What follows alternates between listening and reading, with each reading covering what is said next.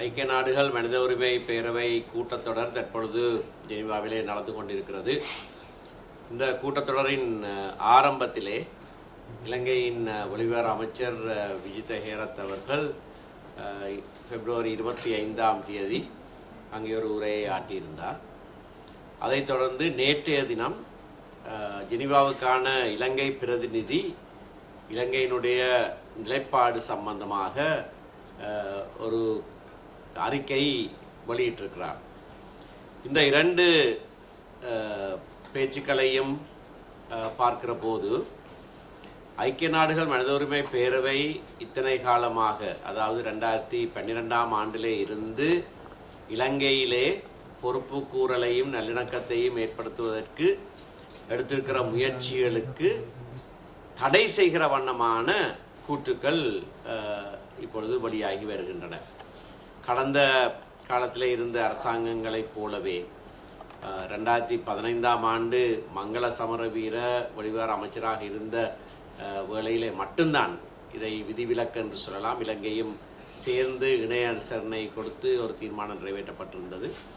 ஆனால் அதற்கு பிறகு 30-1 என்கின்ற தீர்மானத்தையும் இலங்கை ஏற்றுக்கொள்ள மாட்டாது என்று அறிவித்த கையோடு இப்பொழுது புதிய அரசாங்கம் நல்லிணக்கம் சம்பந்தமான பல விடயங்களை விஜித ஹேரத் வெளிவிவகார அமைச்சர் அங்கே சொல்லியிருக்கிறார். ஐக்கிய நாடுகள் சபையோடு நாங்கள் இணங்கி செயற்படுவோம் என்றெல்லாம் அறிவித்திருக்கிறார்.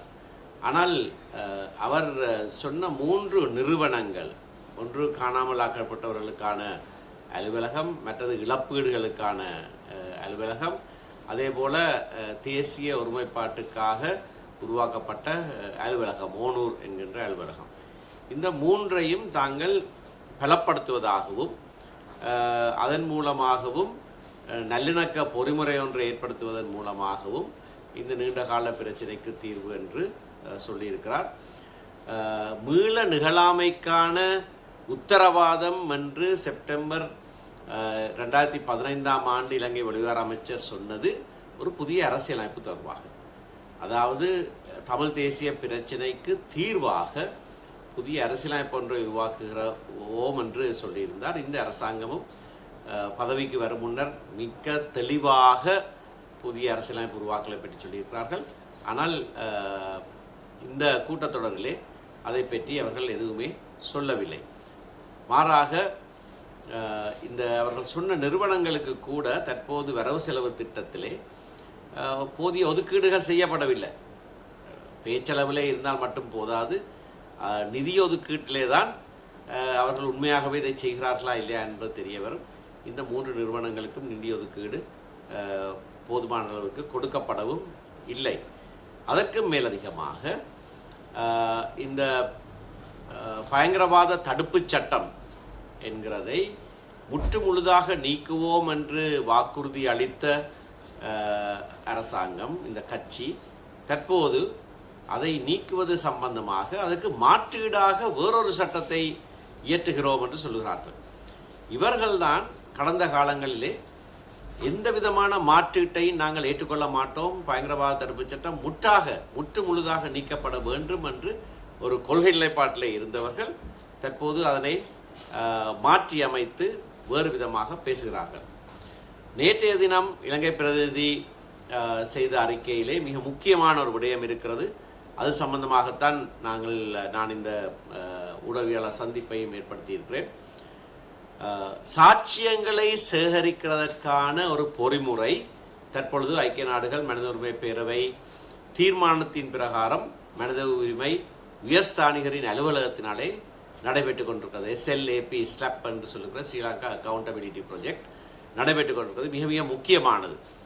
அதாவது போர்க்காலத்திலே இடம்பெற்ற சட்டவிரோத செயற்பாடுகள், மனித உரிமை மீறல்கள், சர்வதேச சட்டங்களை மீறிய செயற்பாடுகள் சம்பந்தமாக இலங்கையிலே எதுவுமே நடக்கவில்லை. 15 வருடம் போர் முடிந்து விட்டது, இன்னமும் எதுவுமே நடக்கவில்லை. ஆகையினாலே இந்த சாட்சியங்களை சேகரித்து பேணி பாதுகாக்க வேண்டும் என்று ஐக்கிய நாடுகள் மனித உரிமை பேரவையின் தீர்மானத்துக்கு அமைவாக இந்த செயற்பாடுகள் நடந்து கொண்டிருக்கிறது. அதை தாங்கள் நிராகரிப்பதாக இலங்கை அரசாங்கத்தின் சார்பிலே நேற்றைய தினம் சொல்லப்பட்டிருக்கிறது. இது மிக மிக மோசமான ஒரு செய்தி. நடந்த உண்மைகளை சேகரிப்பதை நாங்கள் ஏற்றுக்கொள்ளவில்லை. என்ன உண்மையாக நடந்தது என்பதை அறிவதிலே எங்களுக்கு ஆர்வம் இல்லை, அல்லது அது மூடி மறைக்கப்பட வேண்டும் என்கிற தோரணையிலே இந்த புதிய அரசாங்கமும் செயற்படுகிறது.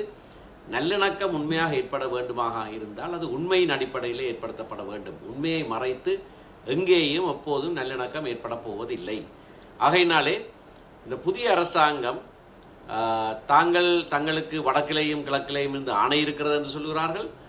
அப்படி சொல்லிக்கொண்டே வடக்கு கிழக்கு மக்களுடைய மிகவும் முக்கிய கோரிக்கை, பொறுப்புக்கூறல் சம்பந்தமான கோரிக்கை, மனித உரிமை பேரவையிலே நாங்கள் இவ்வளவு காலமாக இந்த தீர்மானங்களை நிறைவேற்றி அதற்கான சாட்சியங்களை சேகரிக்கிற ஒரு பணியும் ஆரம்பித்து நடைபெற்று கொண்டிருக்கிறது. ஆகவே இதை நீர்த்து போக பண்ணுற வண்ணமாக இதற்கு தாங்கள் எதிரானவர்கள் என்ற கூட்டை நாங்கள் முற்று முழுதாக நிராகரிக்கிறோம்.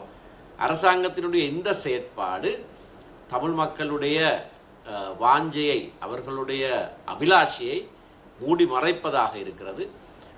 தமிழ் மக்களும், வடக்கிலே கிழக்கிலே இருக்கிற தமிழ் மக்களும் கூட இதனை செவிமடுக்க வேண்டும். இந்த அரசாங்கம் நாங்கள் கேட்டுக்கொண்டிருக்கிற உண்மையை கண்டறிகிற விடயத்தை கூட அவர்கள் நாங்கள் ஏற்றுக்கொள்ள மாட்டோம், எல்லாம் தேசிய நிறுவனங்களின் மூலமாகத்தான் நடக்க வேண்டும் என்று சொல்லுகிறார்கள்.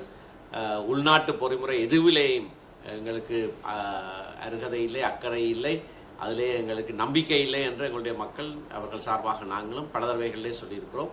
சர்வதேச ஈடுபாட்டோடு தான் உண்மை கண்டறியப்படுகிற பொறிமுறை ஏற்படுத்தப்பட வேண்டும்.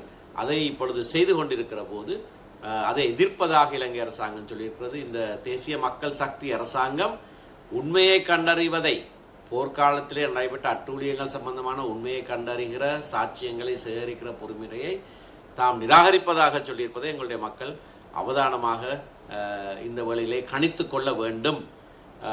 இப்படியான அரசாங்கத்தினுடைய இந்த போக்கை நாங்கள் கண்டிக்கிறது மட்டுமல்ல, எங்களுடைய மக்களுக்கும் ஒரு எச்சரிக்கையாக சொல்லுகிறோம். தொடர்ச்சியாக இவர்களுக்கு வாக்களிப்பதன் மூலமாக உங்களுடைய அடிப்படை அபிலாஷைகளை நீர்த்து போக செய்ய வேண்டாம்.